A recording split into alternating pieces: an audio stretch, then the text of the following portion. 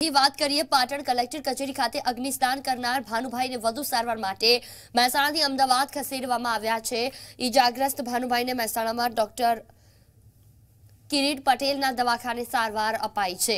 ભાનુભાઈની સારવાર દરમિયાન ડોક્ટર કિરીટ પટેલના દવાખાના બહાર મહેસાણા જિલ્લા પોલીસો કાફલો પણ ખડકી દેવામાં આવ્યો હતો। જો કે તેમની તબિયત વધુ ખરાબ થતા વધુ સારવાર માટે તેમને અમદાવાદ ખસેડવામાં આવ્યા। આ વિશે વધુ વાતચીત કરવા માટે તેજસ દવે અમારી સાથે ફોન લાઈન પર જોડાયા છે। તેજસ, વાત કરવામાં આવે તો જે ઇજાગ્રસ્ત ભાનુભાઈ છે મહેસાણામાં ડોક્ટર કિરીટ પટેલના દવાખાને સારવાર અપાઈને ત્યારબાદ હવે તેમને અમદાવાદ ખસેડવામાં આવી રહ્યા છે, શું માહિતી? ચોક્કસથી જણાવજો કે જે પાટણ કલેક્ટર કચેરી ખાતે આત્મવિલોપન ભાનુભાઈને અહીંયા કિરીટભાઈ પટેલના દવાખાને લાવવામાં આવ્યા હતા। પ્લાસ્ટિક સર્જન છે કિરીટભાઈ પટેલ, અને તેમના ત્યાં લાવવામાં ત્યારબાદ એમની ઉપરની અડધો કલાક જેવું ડોક્ટરે તપાસ કરી હતી, ચેક કર્યું હતું। તપાસ કરતા એમની હાલત વધારે ક્રિટિકલ લાગતા તેને અમદાવાદ એપોલો હોસ્પિટલ માટે પ્રિફર કર્યા હતા, અને ત્યારબાદ તેમને એમ્બ્યુલન્સ દ્વારા મહેસાણા અમદાવાદ એપોલો ખાતે લઈ જવામાં આવ્યા હતા, અને ત્યારબાદ તેમના પરિવારજનો દ્વારા મહેસાણામાં રસ્તા રોકવામાં આવ્યા હતા અને કલેક્ટર વિરુદ્ધ સૂત્રોચ્ચાર કરવામાં આવ્યા હતા। રસ્તો રોકીને ટ્રાફિક જામ કર્યો હતો, અને ત્યારબાદ કલેક્ટરનું અને મુખ્યમંત્રીનું રાજીનામું આપે તેવી માંગણી કરી હતી।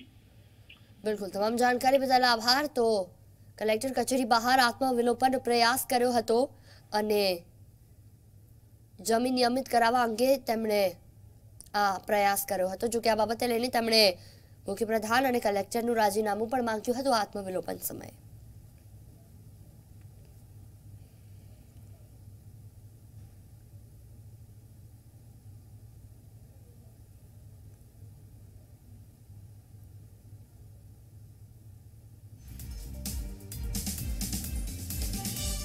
તો પાટણ કલેક્ટર કચેરી બહાર આત્મહત્યાનો મામલો, આત્મહત્યાના પ્રયાસ બાદ રાજકારણ ગરમાયું છે। દાણી લીમડાના ધારાસભ્ય પાટણ પહોંચ્યા। ધારાસભ્ય શૈલેષ પરમાર કલેક્ટર કચેરીએ પહોંચ્યા હતા। કલેક્ટર કચેરી બહાર આત્મહત્યાનો જે પ્રયાસ કરવામાં આવ્યો તેને લઈને આ ઘટના। પાટણ કલેક્ટર કચેરી ખાતે અગ્નિસ્નાન કરનાર ભાનુભાઈને વધુ સારવાર માટે મહેસાણાથી અમદાવાદ ખસેડવામાં આવ્યા। ઇજાગ્રસ્ત ભાનુભાઈને મહેસાણામાં ડોક્ટર કિરીટ પટેલના દવાખાને સારવાર અપાઈ। ભાનુભાઈની સારવાર દરમિયાન ડોક્ટર કિરીટ પટેલના દવાખાના બહાર મહેસાણા જિલ્લા પોલીસો કાફલો પણ ખડકી દેવાયો।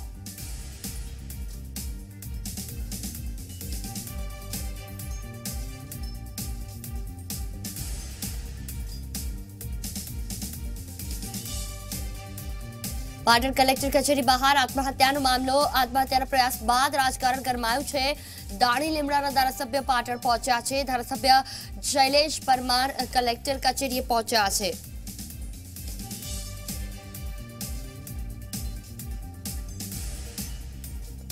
આ વિશે વધુ વાતચીત કરવા માટે પ્રેમલ ત્રિવેદી અમારી સાથે ફોન લાઈન પર જોડાયા છે। પ્રેમલ, વાત કરવામાં આવે તો આત્મહત્યાના પ્રયાસ બાદ રાજકારણ ગરમાયું છે। ધારાસભ્ય પાટણ પહોંચ્યા તો બીજી તરફ શૈલેષ પરમાર પણ કલેક્ટર કચેરી પહોંચ્યા છે, શું માહિતી? જે રીતે કહી શકાય કે દાણી લીમડાના ધારાસભ્ય શૈલેષભાઈ પરમાર આજે પાટણ કલેક્ટર કચેરી ખાતે આવી પહોંચ્યા, પણ જે રીતે જે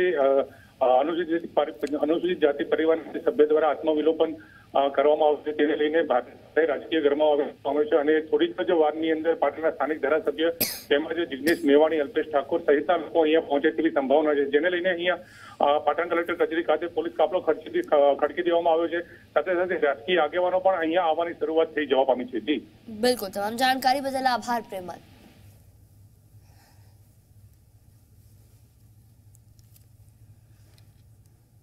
તો પાટણની કલેક્ટર કચેરીમાં એક યુવકે આત્મવિલોપનનો પ્રયાસ કર્યો છે। અમારા દર્શક મિત્રોને વિનંતી છે કે આગળના દ્રશ્યો એવા છે જે તમને વિચલિત પણ કરી શકે છે। પાટણ કલેક્ટર કચેરીમાં જમીન નિયમિત કરવાના મામલે 3 લોકોએ આત્મવિલોપનની ચીમકી આપી હતી, જેમાં એક યુવકે કલેક્ટર કચેરીમાં પોતાના શરીર પર કેરોસીન છાંટી સળગી ઉઠતા હડકંપ મચી ગયો। સળગતો યુવક રસ્તા પર આવી જતા હાજર લોકોએ તાત્કાલિક આ યુવકને બચાવ્યો હતો। દાઝેલા યુવકને તરત જ સારવાર માટે હોસ્પિટલ ખસેડાયો. બીજી યુવકે પણ આત્મવિલોપનનો પ્રયાસ કરતા લોકોએ તેને અટકાવ્યો હતો. સમી તાલુકાના દૂધખા ગામના જમીન નિયમિત કરાવવાની બાબતે અગાઉ જ 3 યુવકોએ આત્મવિલોપનની ચીમકી ઉચ્ચારી હતી, જેમાં એક યુવકે આત્મવિલોપન કરી લીધું.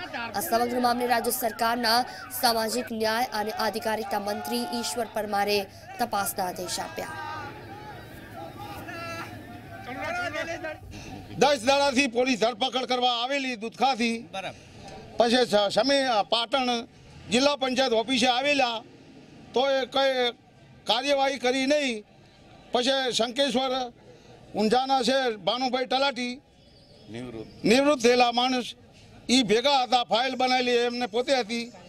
આ કાર્ય કરતા હતા તો આ જમીન બારાનો નિકાલ ના કર્યો. એથી ભાનુભાઈએ કેરોસીન છાંટી અને આત્મહત્યા કરી. પછી રામાભાઈ મગાભાઈએ કેરોસીન છાંટેલો, દેમાબેનનો પતો નથી. જે સંદર્ભે વિભાગ કક્ષાએથી પણ પ્રક્રિયા હાથ ધરવામાં આવેલી છે અને જે પણ પુરતાઓ વગેરે માંગવામાં આવેલી તે પુરતાઓ પણ સત્વરે પૂર્ણ કરવામાં આવેલી છે. સાથે સાથે આ પરિવારને આ બાબતે સમજૂત કરવા માટે લોકલ કક્ષાએ રેવન્યુ તંત્ર અને પોલીસ તંત્ર તરફથી દૂધખા ગામે સંપર્ક કરવાનો પણ પ્રયત્ન કરવામાં આવેલો હતો. પણ સ્થાનિકે જાણવા મળ્યા મુજબ આ પરિવાર દૂધખા ખાતે રહેતો ન હોય, અમને મુલાકાત થઈ શકેલી નથી અને એના કારણે અમને આ સમગ્ર જે પ્રક્રિયા છે પ્રક્રિયાથી અમને અવગત કરવામાં આવનાર હતા. તો યુવકના આત્મવિલોપન મામલે કોંગ્રેસના ધારાસભ્ય શૈલેષ પરમાર અને અપક્ષ ધારાસભ્ય જિગ્નેશ મેવાણીએ પણ પ્રતિક્રિયા આપી છે. છેલ્લા 6 વર્ષથી પોતાના વારસામાં મળેલી જગ્યા વારસાઈ નામ કરવા માટે કલેક્ટર કચેરીમાં અરજી કરી હતી. 3 વર્ષથી આ અરજી કલેક્ટરના દફતરમાં પેન્ડિંગ પડી છે. અરજી ઉપર કોઈ નિકાલ ના કરતા આ દલિત પરિવારે કલેક્ટરને પત્ર દ્વારા જાણ કરી હતી કે 15મી તારીખ સુધીમાં જો તમે આમાં હકારાત્મક જવાબ નહીં આપો તો ના છૂટકે અમારે આત્મવિલોપન કરવું પડશે. આ ભાનુભાઈ વણકર જેમણે આત્મવિલોપનનો પ્રયત્ન કર્યો, અંગત રીતે ઓળખું છું લાંબા વખતથી, એમણે ને હેમાબેને સરકારમાં કલેક્ટર વિભાગમાં મહેસૂલી અધિકારીઓને વારંવાર રજૂઆત કરેલી કે અમારી ફાળવેલી જમીનને તમે કાયદેસર એનો કબજો સોંપો. એ છતાં તંત્રએ કોઈ પગલાં નથી ભર્યા. એમણે આત્મવિલોપનની ચીમકી કલેક્ટરને લેખિત સ્વરૂપમાં આપેલી, એની નકલ જિલ્લા કચેરીએ પહોંચેલી. એ છતાં કલેક્ટર અને એસપી બંનેની કચેરી ઊંઘતી ઝડપાઈ છે અને એમના કારણે આ પગલું ભરવાની ફરજ પડી છે. આજે રાત્રે એમની મુલાકાત લઈશ અને જરૂર પડે પાટણ બંધનો કોલ પણ અમે આપીશ.